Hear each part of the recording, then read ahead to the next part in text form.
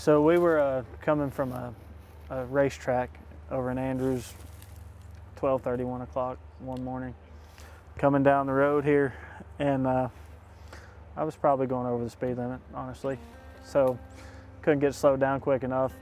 But when we came across the bridge, I looked here and I seen something kind of hunkered down, kind of like this, but it was holding something, and it was pink. What it was holding was pink, and that's actually what made me notice it. And I didn't say anything, and I drove on by, and just a couple hundred feet up the road, I looked over at Dad and said, "Did you see that?" And he said, "Yeah, turn around." So we turned around and came back, but of course it was gone when we got here, and we went up that road and went down the old river road looking around to see if we could see whatever it was. We never did see anyone or anything. We came back out the next day and kind of got a size comparison to what we seen.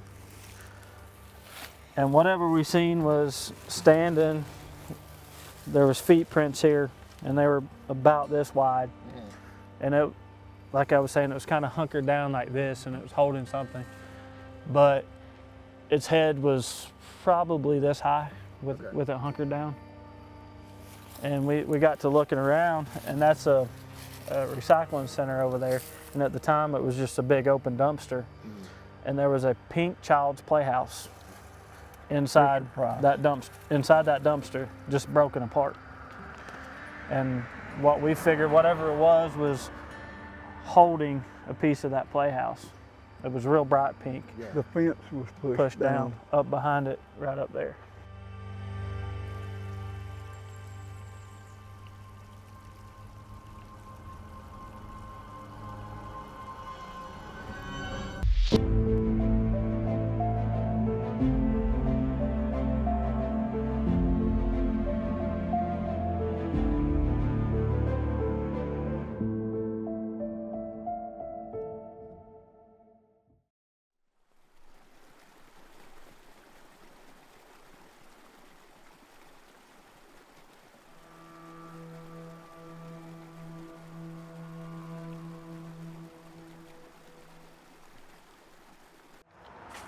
You said you haven't been here, Jeff? No, I've heard about it, just not. So this morning I kind of looked at a lot of people doing videos going there, you know, kind of. So it's just to the left and about 3/4 of a mile. So Jeff, where are we right now? We're on the Nantahala River and the Nantahala Gorge at a swing bridge going to what's called Indian Caves. Do you know anything about the history of these caves? All I know is it was used by Native Americans. You talked about the trail, the Indian Trail, yeah, the Cherokee. Which is debatable about which. I think it's on both sides of the river, to be honest. Yeah. The railroad track probably follows it a little bit better. Okay. And that's basically what I know. The rafters have always said the little people are in the caves. Well, I was going to say there's a long history of, or not a long history, but there's a lot of lore that surrounds caves in this area. I've actually never seen a cave in the Smokies. I've never been to one. I've only been to a couple. Yeah. Are they not common, or is not the that ground common, or they're not found? Okay. A lot of times the openings are not really, you can't see them really good. Does that make sense? Yeah. And then some of the caves are not really caves, they're mines. All right. Well, let's go check out that cave. Okay. Do you know like a time period when the railroad actually came in? Well, it was kind of two-phased in two different directions, right? Came into Asheville up Black Mountain, I want to say around the late 1800s. And then in here it was mostly logging trains bringing out the hardwoods, right? Yeah. And what's called tan bark, like I told you last night. That's what Papaw used to log with. So a lot of the locals would do logging with oxen and pull them out to where they get to these little small trains that would bring them down to a loading area where there was a bigger train. Okay. And the logging industry was big. I call it, well, Proctor's a town, Hazel Creek's a location. Does that make sense? Yeah. So Proctor was a big logging town by the, I think it was still the W.M. Ritter Company, from what I read, logging company. And I think before that it was called Andrews Logging Company. And when that shut down, or when they, I don't know if it's much of the lake going on, or they just kind of needed to move to another area. They moved to the upper Nantahala there at Rainbow Springs and built a smaller. And the way they'd move the camp would be the housing for the workers is these little cabins, and they'd just move them on the train and set them up. And it was their own little towns, you know, store, school, kids lived there, kind of thing. Then they'd go up the rivers or streams with a little smaller train.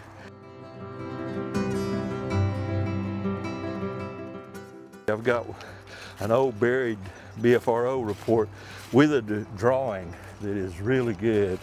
Guy sketched it, the whole works. It's What great. happened? What did he see? That's over, I think it's near, on the other side of the Devil's, Dragon's Tail, I should say. And he was just, I think he was hunting, but he had came down the tracks to cross the tracks, and he looked up the tracks and seen it standing there looking at him. Look, eagle, eagle, bald eagle. Eagle.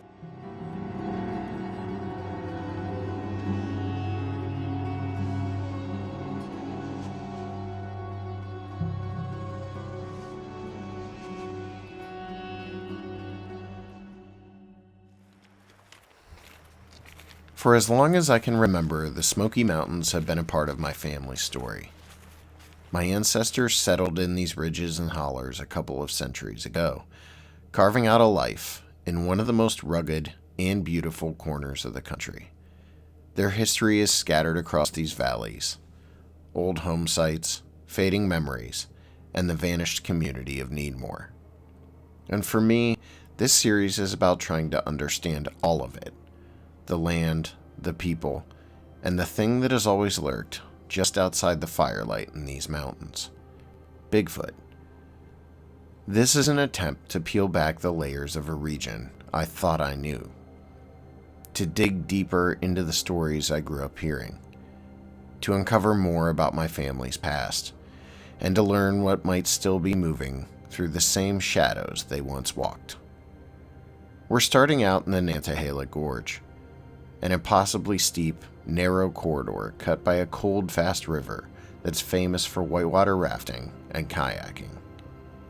The Nantahala River runs nearly 9 miles through the gorge, fed by springs and underground aquifers that keep it icy year-round, even in the heat of summer. And though Bryson City often gets the attention, the truth is the gorge sits closer to the old Needmoore community than it does to town. If you know the stories, you know that matters. Towering slopes rise more than 1,000 feet on either side of the water, creating a kind of natural amphitheater where sound carries in strange ways.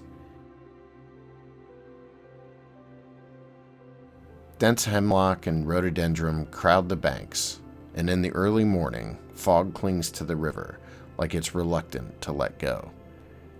It's the kind of place where you understand how someone could see or hear something unexplainable and never forget it. Over the years, the Nantahala Gorge has earned a reputation not just for adventure tourism, but for Sasquatch encounters. Kayakers, rafters, fishermen, hikers, people who spend long hours along this river have reported sightings, knocks, and howls. And the deeper you go into the gorge, the more isolated it becomes. The perfect environment for something to stay hidden. And this is where our search begins.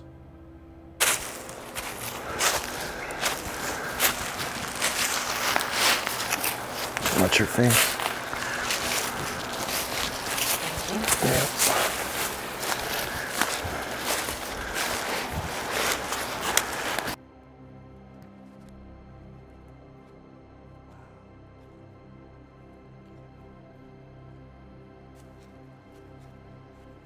Time right Yeah. Nazi dicks and I had to blur because it was at a moment where I'm walking. It was just one camera running on.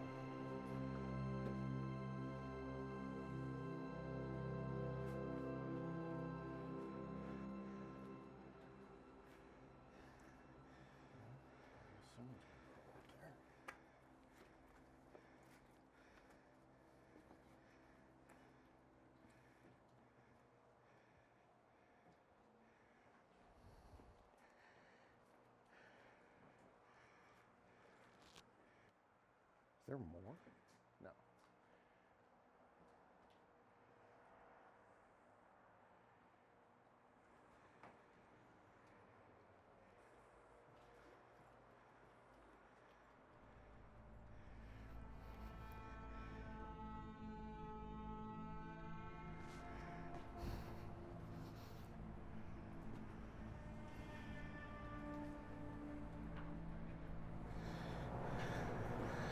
Would this be naturally forming, Jeff? Yeah, I think from what I read it is. It doesn't look like it's been carved, except for all the graffiti. It's not as much as you would expect, though. Usually caves are just full of that stuff. Yeah, I don't know how many people really know about till the internet popped up. So to answer Seth, your question a while ago, there could be more caves around here that just only cavers know about. You know, but I don't know if there've been a lot of study about caves. Would you expect to find anything sheltering in here to begin with, like this close to the? No, I mean, a bear. I don't think a bear. A lot of people thinks. I don't think a bear would really fool with this. It's a little cool, you know, kind of thing. Yeah. They like to den up in logs and things. Yeah. I mean, they could. Now a cat, maybe, right? Yeah. Because there's a perch, but it'd probably be more perched up on the top. That looks like a timber, doesn't it? The way it's fractured, kind of. That is wild. Yeah, if you, it's also because it's wet right there. Yeah, the water coming over. Yeah. So there might have been a little waterfall here years ago. That's a good point, Seth. It's just the aquifers kind of dried up a bit. Wow, this is a cool place. I'm glad I came. I've never been here. But now I do think the little people thing, you know, the guides have made up stories when they show people the cave as they float by.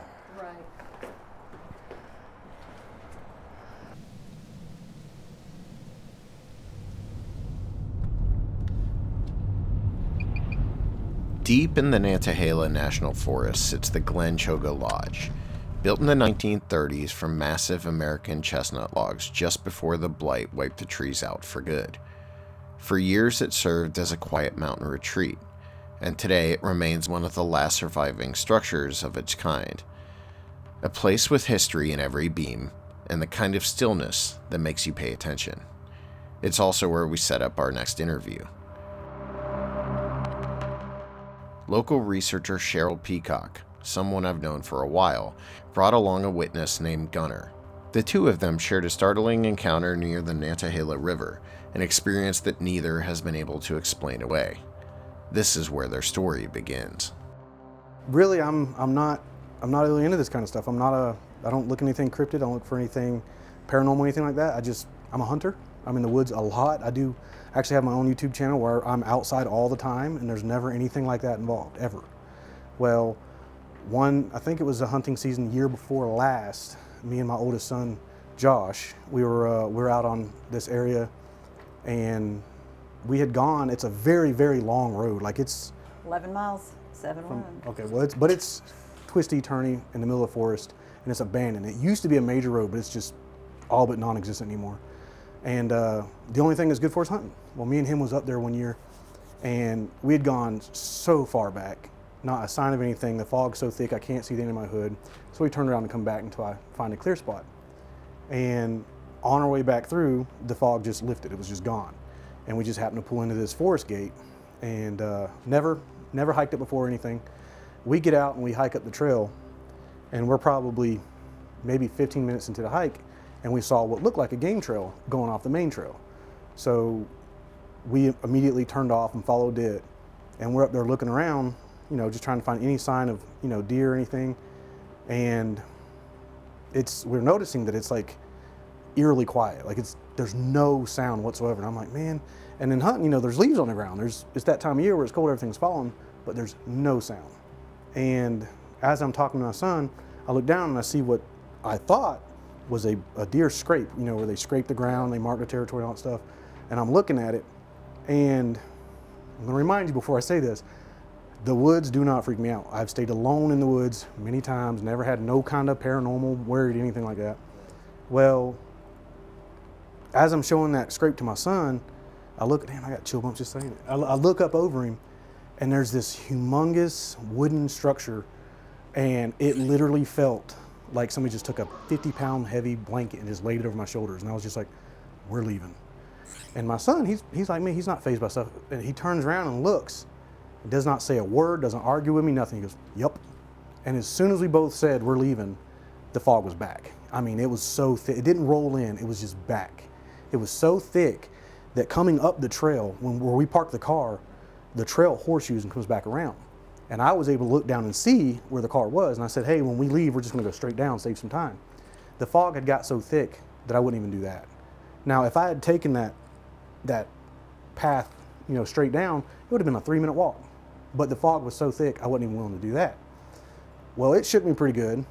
I was shaking leaving.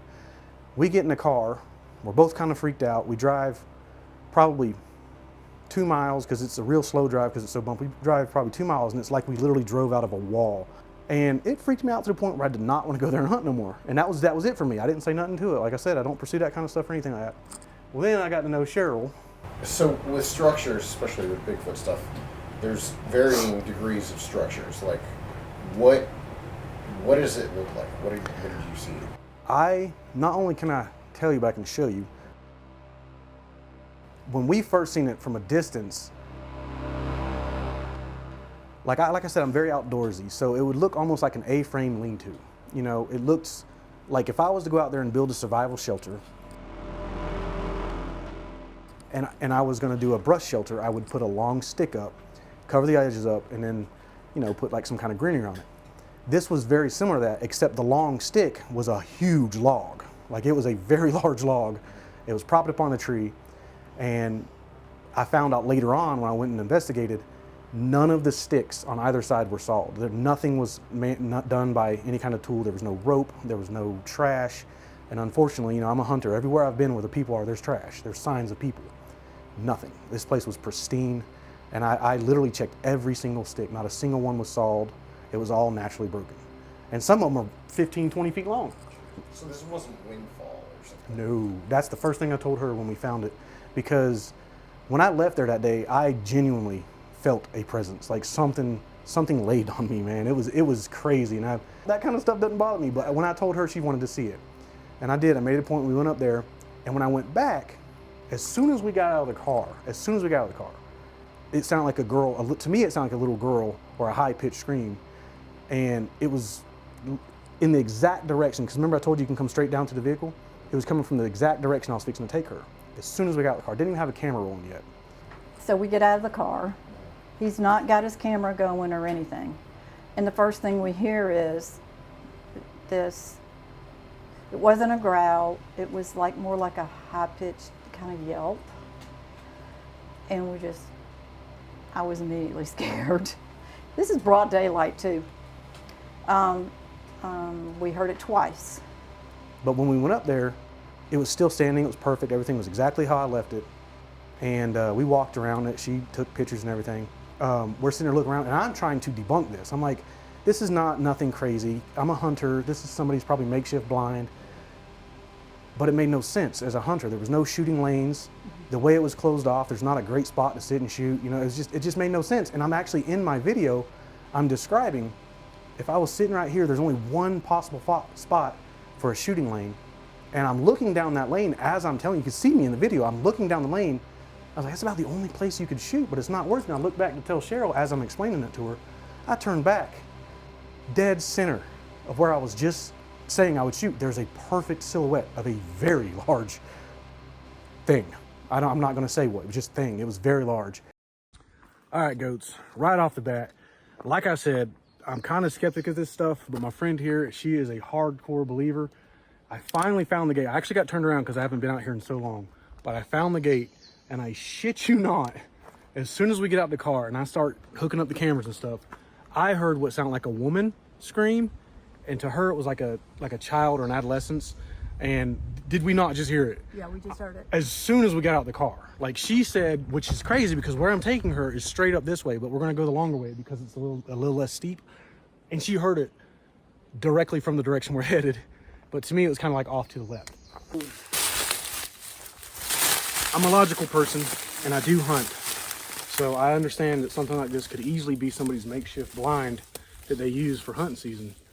But like I said, I hunt, and there's really not a good shoot lane here. There's maybe one decent lane, but the blind is in no way blocking you from sight from that. Like it's wide open.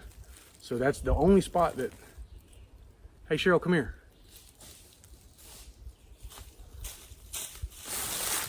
Come here. What? Standing right where I'm standing. Right. Does that not look like a person standing down there? Right between the trees? Do you see it? What is that? Let me get my camera. That looks like somebody standing there, doesn't it? What? Right straight in front of us. Yeah. Between the trees. I see it. Get it down. That looks like a person standing there, doesn't it? Yes. Let me see if I can zoom in. Right there in the center of the screen, y'all. I see it. For a second, I could see that blue like we had seen down on the road. Let's walk towards that, see if it's just our eyes playing tricks on us. Okay.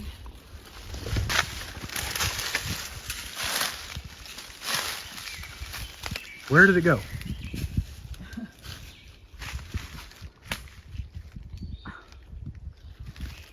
Do you see it? I don't see it anymore. I don't hear no footsteps either, though. No. All right, let's just get closer and see.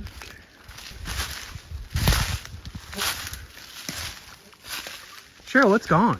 It is gone. It is gone. It is gone. Did you hear footsteps? I heard nothing. I just seen it standing there, now it's gone. Looking back now, I wish I would have set a camera stationary on it before I walked to it, but in the moment I didn't think of that. We just immediately started kind of like working our way to it, trying to see if we could get up on it. But as soon as I came around the tree and headed toward it, it was gone. So it's about 45 to 50 yards away. We're determined to go see what it is. And we walked towards it. Unfortunately, because of the brambles that were there, we took our eye off the subject. We get over to where it was because we knew the trees based on his film, because we looked at the video again, and we knew where it was standing. The weird thing was, with the leaves on the ground, you should have heard footsteps. Yeah. We didn't hear footsteps. We didn't hear no footsteps. There was no rustling of leaves. There was nothing. It was just gone.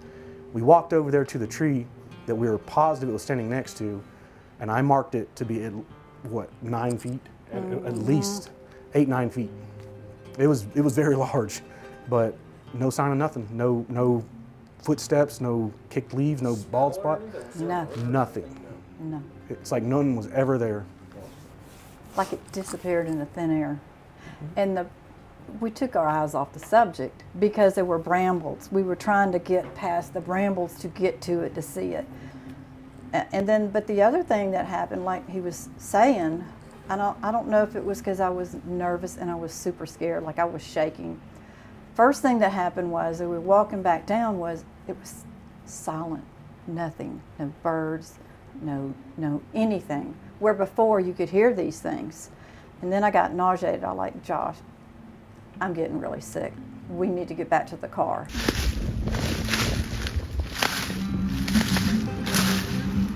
There's nothing, it's gone. It's just gone. That was a perfect silhouette of somebody standing there. A month and 1 day later, exactly. Perfect weather.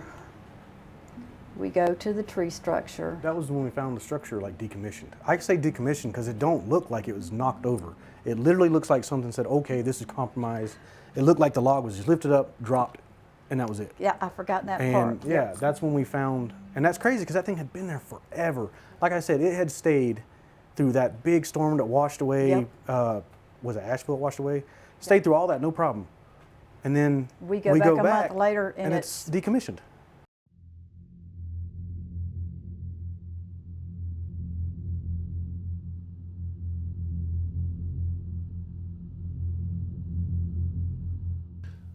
The terrain inside the Nantahala National Forest is some of the most rugged in western North Carolina. Its 531,000 acres stretch across 7 counties: Swain, Macon, Jackson, Graham, Cherokee, Clay, and Transylvania, linking steep ridges, deep coves, and long-shadowed valleys. Small towns like Franklin and Robbinsville sit along its edges, with Bryson City just a short drive away.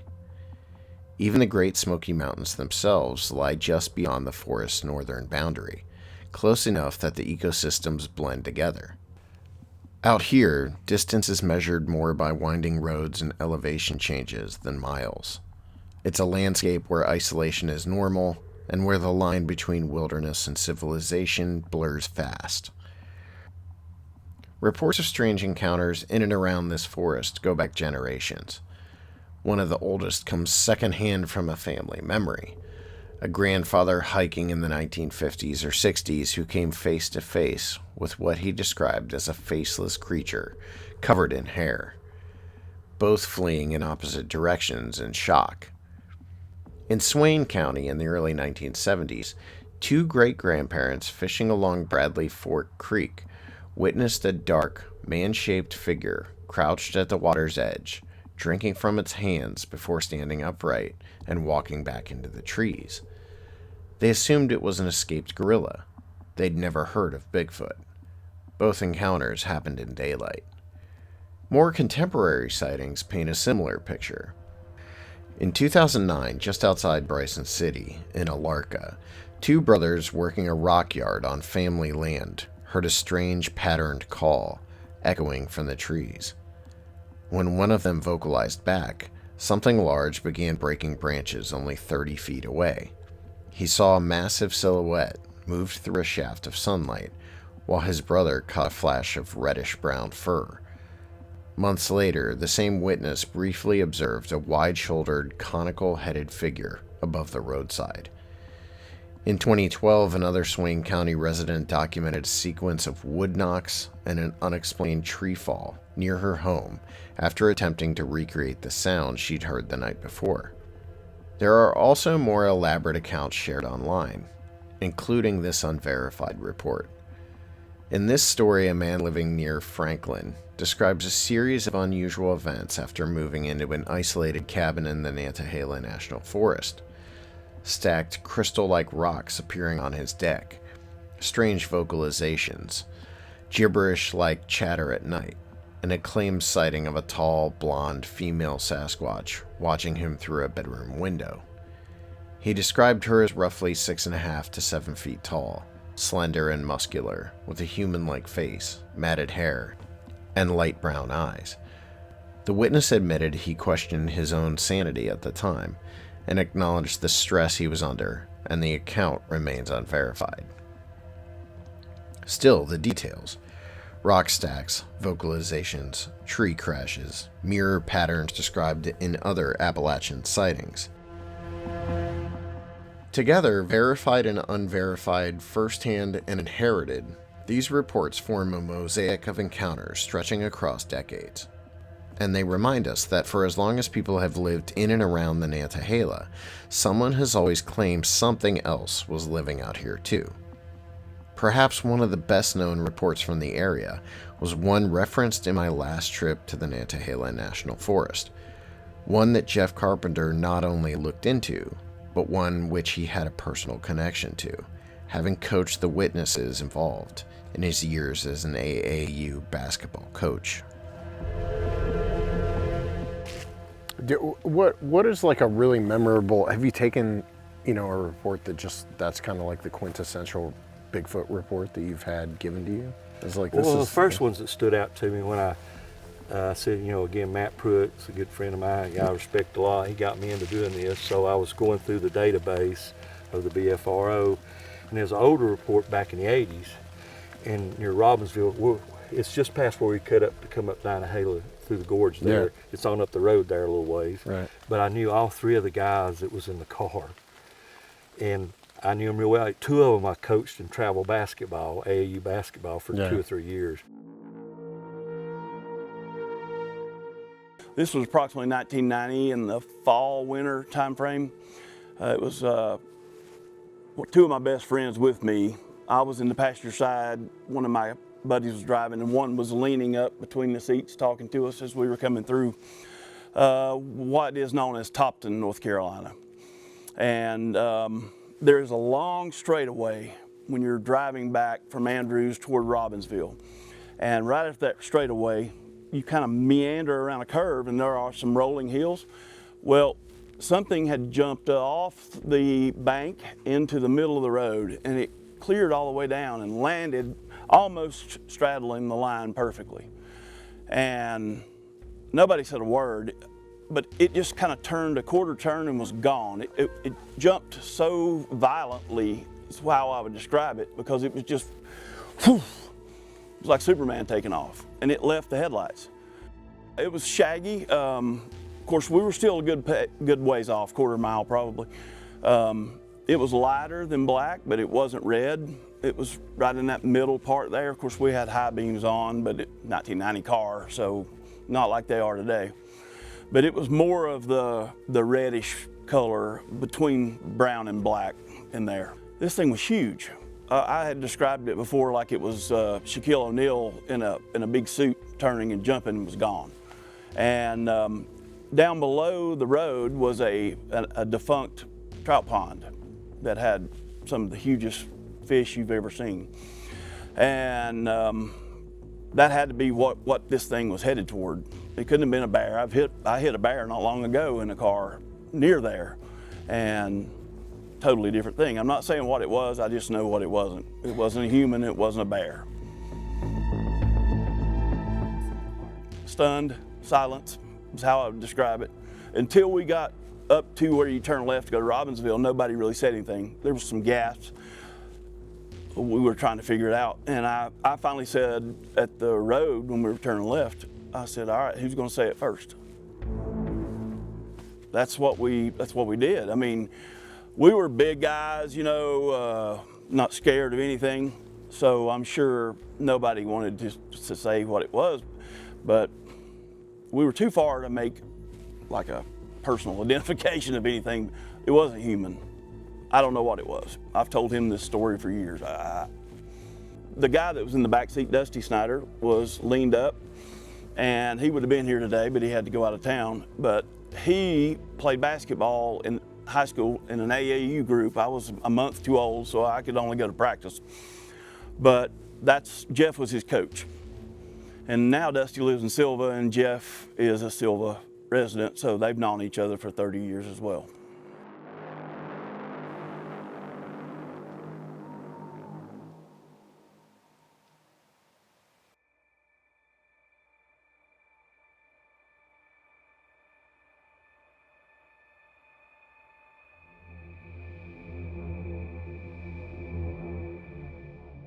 The Nantahala River rises high in the mountains near the North Carolina-Georgia line, where springs around Wyabald and the southern Nantahala wilderness feed little creeks like Indian Creek, Kimsey Creek, Johnson Branch, and Mooney Creek.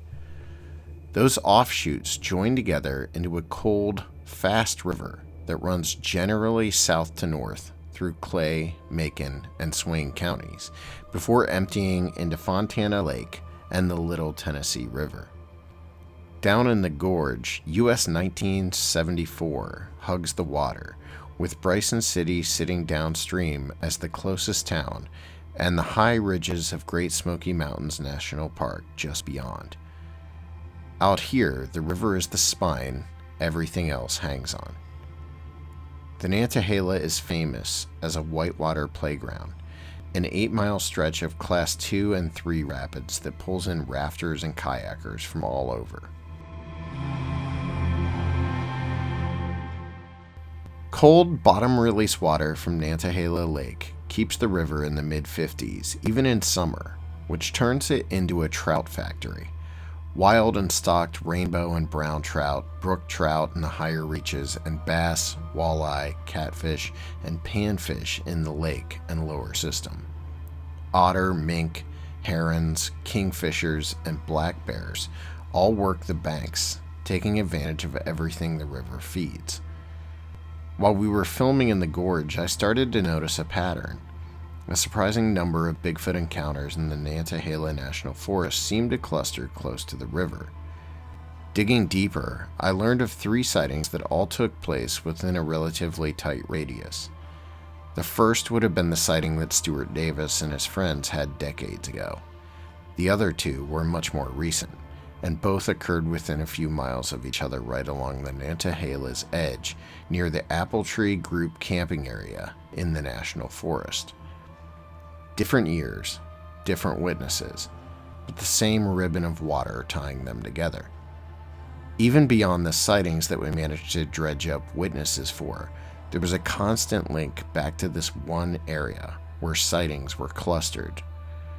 Our next interview comes from one of those most recent cases. A former detective and his son were driving near the river when they saw something they still struggle to explain.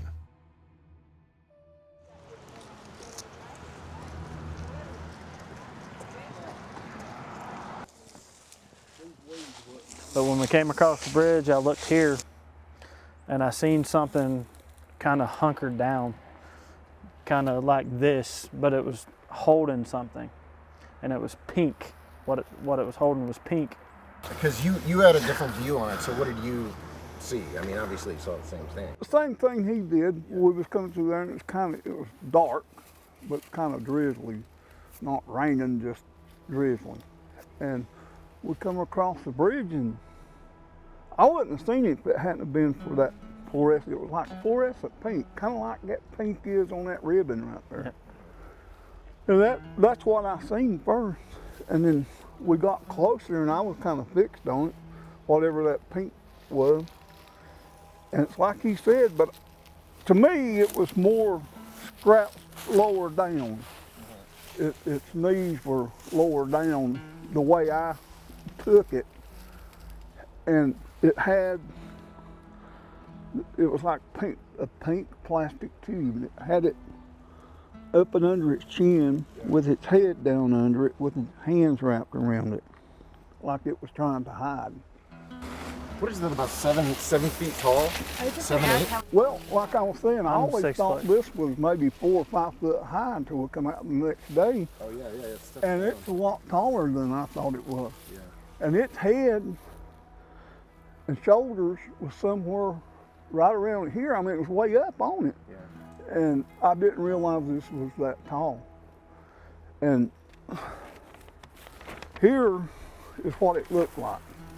I don't know where that came from. Okay. It may be AI, I don't know, but I found it on the internet, and that's what it looked like. Did it have the same kind of mangy? Yes, Really? mangy, except it was a reddish brown, and the hair was like that, coming down over the mangy. It was, what I seen, it was sticks and leaves and stuff stuck to it. Yeah, it's nighttime, right? Is it dark? How dark? Yeah, it's dark, and I was seeing it off the Are you headlight. catching this thing? Yeah, in the headlights. Okay. Right. Okay. Is that when your lights hit it for the first time? Is that when you see it? Did it? Yeah. Was it moving No. at that moment? It was just like kind of hunkered down. No, it was hunkered down right there. But it was just, and I think it went on down to its knees while I was watching it. I think it went on down.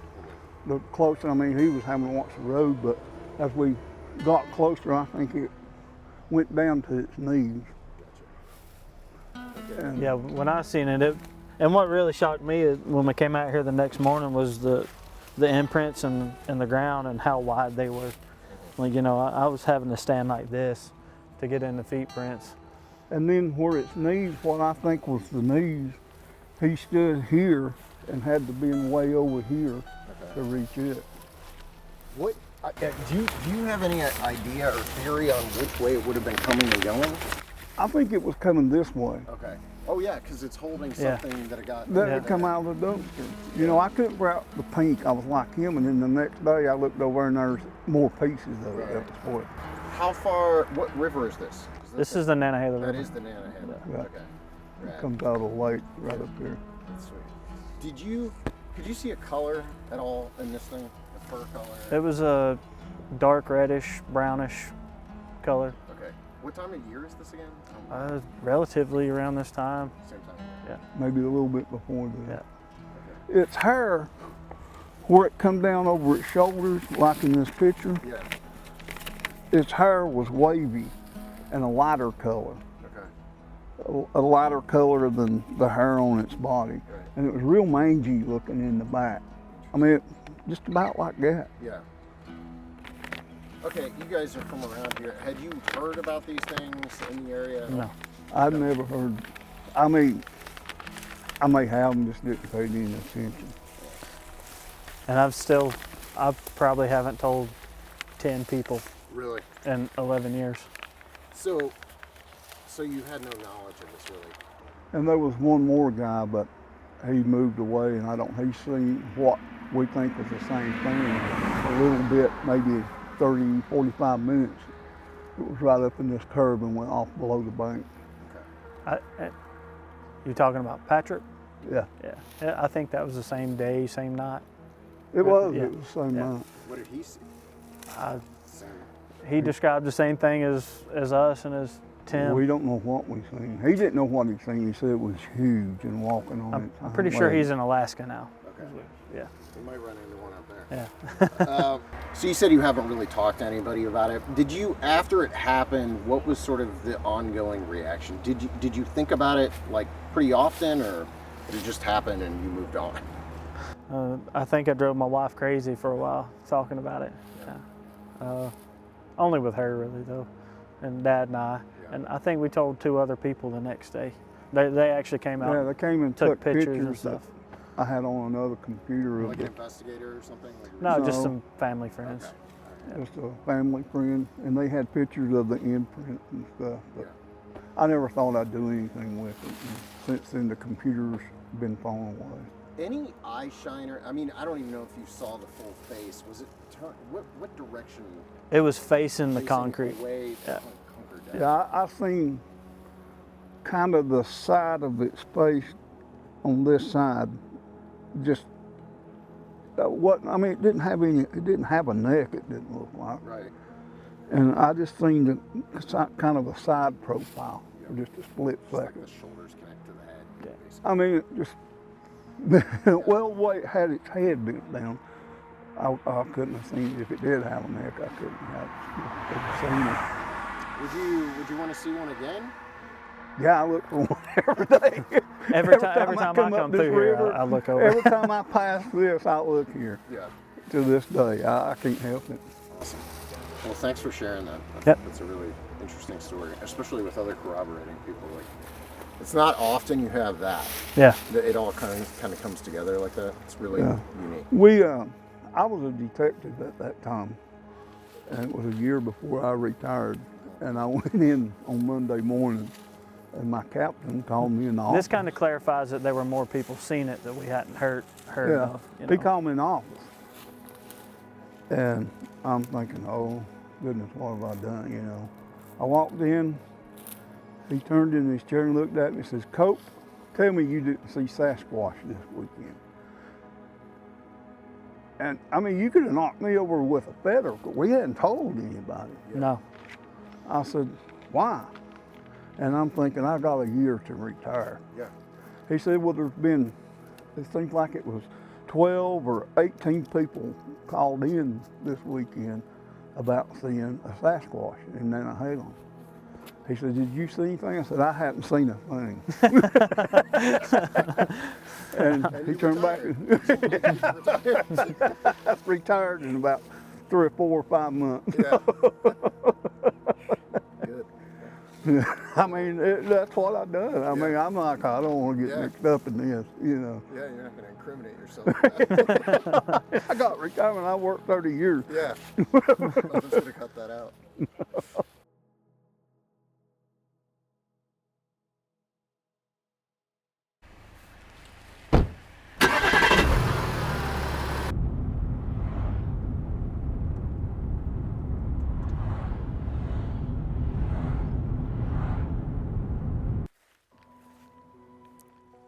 So we're right about at the spot.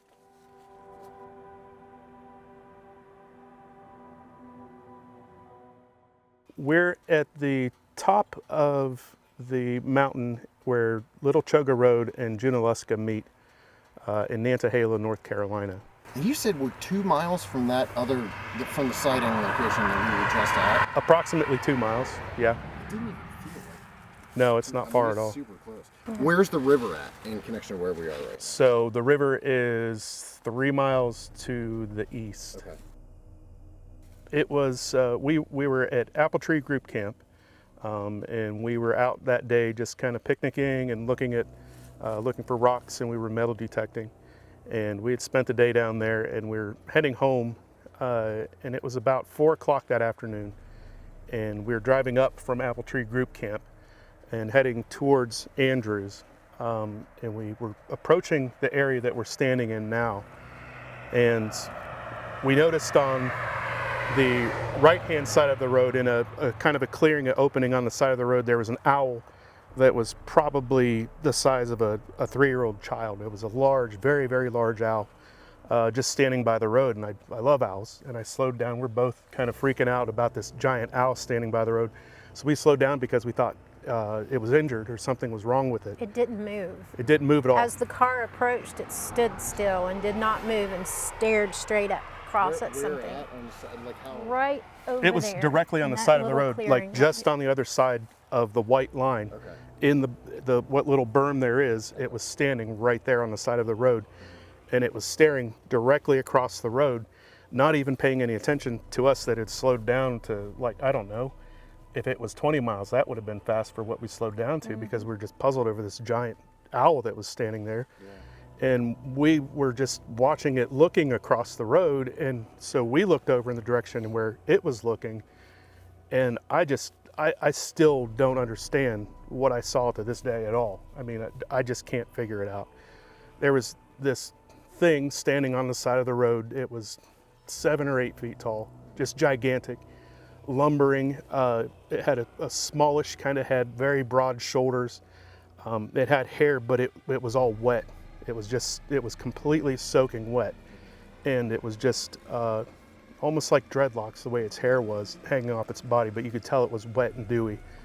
It kind of reminded me of like a wet, stringy moss type of substance. But we could see its face very, very clearly. It was a dark, dark face. It had large eyes, and its nose came out to almost a point, and it kind of tucked back down under to its mouth. It had a small mouth, but what really struck me were its large eyes, and it didn't move. It stood there perfectly still, staring across the road at the owl, and we're going through this whole thing at whatever low miles per hour we were going at. Neither one of them flinched, neither one of them moved. You could see that they were alive. It wasn't a prop or anything set up. And it was just standing there. They were both locked in each other's eyes. And when we went through there, I didn't know what to think. I didn't know what I was seeing. I don't think you did either. No. We're just going through this. It felt like time just completely stopped. Yeah. And we're going through something, and I don't know what it was. So I got up to where the conjunction of these two roads are. We slowed down and stopped, and I thought for a second, well, maybe we should go back and look at it. And then she was like, no, no, no. And I just, at the same time, I kind of panicked too. And we just took off going down the other direction. It was like we shouldn't be seeing what we were seeing, or it was something that it was too much to take in. Absolutely too much. Weird thing was, right after we saw it, there was silence. We didn't speak at all. It was weird. Like, we didn't say anything until maybe a minute or two. Yeah. And we're just like, did you see that? Yeah. And it was a strange, almost surreal experience. Yeah, it was very intense, and it's burned in my mind because it was broad daylight.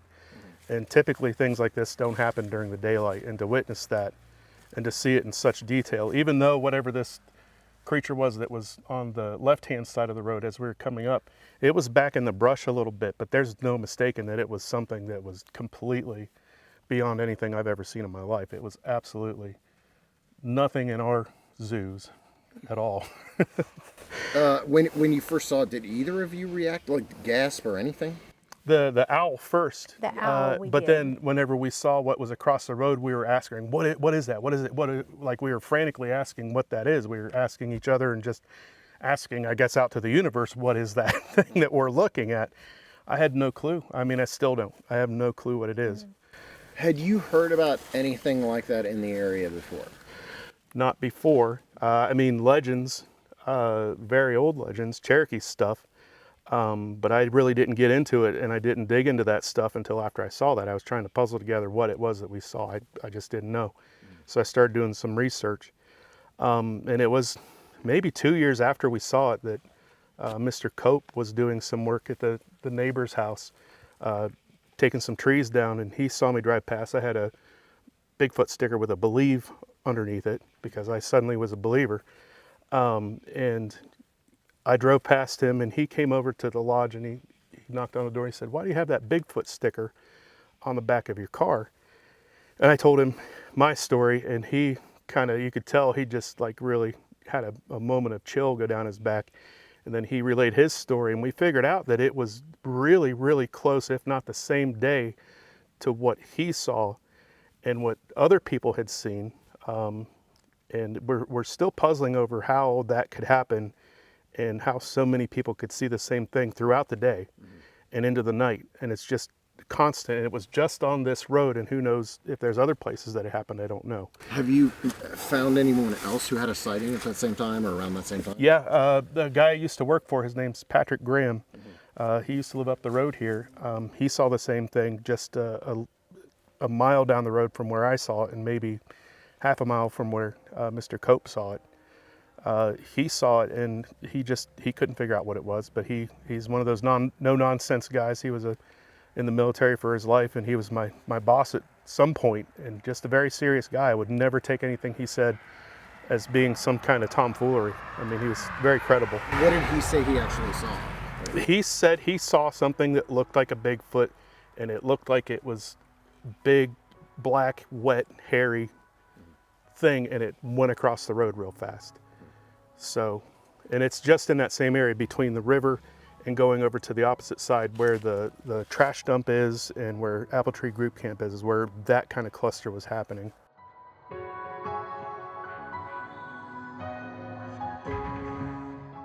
Yeah, the eyes were large. They were really wide open eyes, and the pupils were, I can't say for sure with the pupils exactly, but I've got like a ovoid kind of a pupil in it. And the eyes were like a dark, maybe gray. But it was that piercing stare they were giving each other that the eyes just sunk in so heavily into my mind and just burned into it. The face was just like an ancient, just ancient looking, just so ancient. And if you had a 1,000-year-old Native American, that's what it would look like probably. It really looked like something that's what I feel. That's my overall perception and feeling of it, just something that's really, really ancient.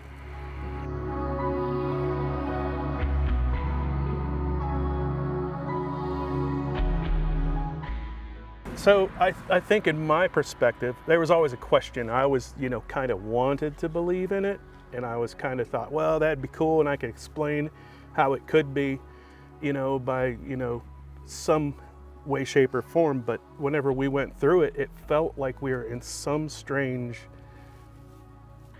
other dimension or something. Like it was just like time just went away, and it was just these two things and us driving through it, and then we weren't supposed to be there, and maybe they didn't even see us because they didn't react to us being there. I just can't explain it. It's that whole situation. It changed me from being somewhat skeptical about these things to just saying, yeah, it's real. It's 100% real. I saw it. It was alive. It wasn't a costume. There was a weird factor to it that I had never heard of before, and just doing some research, it made me feel like I needed to dig deeper into it. And digging into it, the Cherokee had a legend of, it's a character that the early settlers called a Bujum, and it's a wild man from the woods. It's hairy, and his wife is an owl. And I just thought that was very profound that we saw an owl, and we saw this Bujum directly across the road from it. I call it the Bujum. But we saw this critter, like they're right across from each other. And the owl was abnormally huge. Yeah. And whatever this thing was. Yeah, I mean, 3 feet seems you know about owls. Is that? Yeah, there's lots of owls around here. Is that the high end? I mean, high end, or is that beyond the high end? For this area, That's I mean, it would beyond. have to be something that escaped from somebody's apiary or something. I don't know. I mean, there's no way. That's not average. No, great around. horned owls are probably that. This thing was like that. I mean, it was easily Yeah. that big. So it could be an anomaly of an owl, but I just don't. Whatever it was, it had some commonality with what was across the road. Maybe they were trying to figure each other out or something. I don't know. I'm always skeptical, whereas he may be Mulder, I'm Scully. So I didn't really believe what I saw. When I saw it, I was like, I don't know if I believe what I saw. Like, my eyes may be tricking me, I don't know, but the more we're talking about it, the more I'm like, okay, yeah, I did see this, but I cannot explain it. I have no idea what it was. No idea. You guys have kids. Mm-hmm. All right. Does this worry you? I mean, that this thing might be out there? No, not at all. Really? Nope. I don't think it had any. I don't feel afraid of it. I don't think there's any No, reason to fear it. It didn't seem like a menacing thing. I just got that feeling. I don't know. Do you think what you saw is an animal, or what do you think you saw? I mean, if It's a you're- being. Yeah. I'd say it would have to be some kind of mammal. But beyond that, I don't know. Right. I have no clue. It I doesn't. agree. I didn't see any tracks from it. I didn't see any kind of evidence that it was crawling around through the brush or anything like that. It was just there, and then that's all I know about it. But some we- other folks have. Drive by this millions of times because Yeah. the school's down the road. We're always on this road. Every time we look, every single time, never seen anything again. Yeah, we always keep an eye open.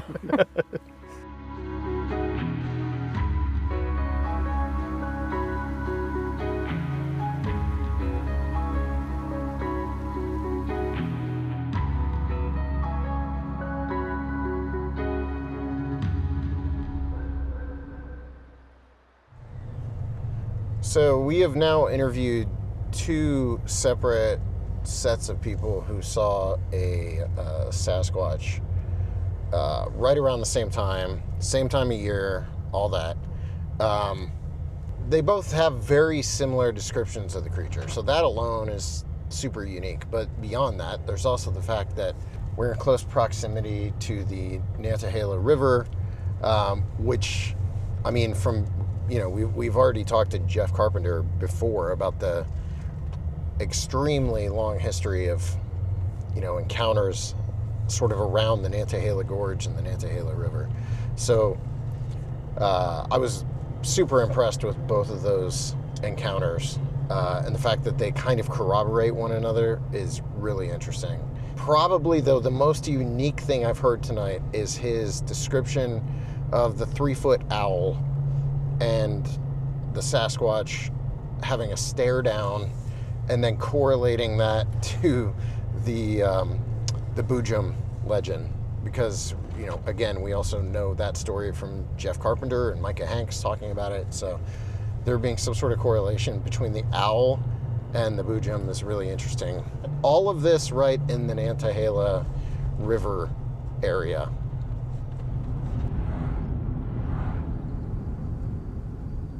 Long before any of us walked these ridges or wandered the valley floor, the land around the Nantahala River was known to the Cherokee people, its very name a reminder of their presence. To the Cherokee, this river and its wilderness were more than just scenery. The clear, rushing water, the hidden hollows, the vast forest, all played roles in hunting, in travel, in ceremony. The nearby Little Tennessee River Valley, too, carried their settlements, their stories, their losses. The forest opens and closes in silence.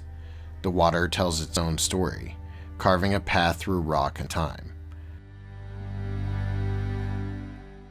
And somewhere in that terrain, something else may still be watching, just as it may have been for centuries, just as the land has watched us. My next step will be to return to the Little Tennessee River and the land around what was once the community of Needmoore.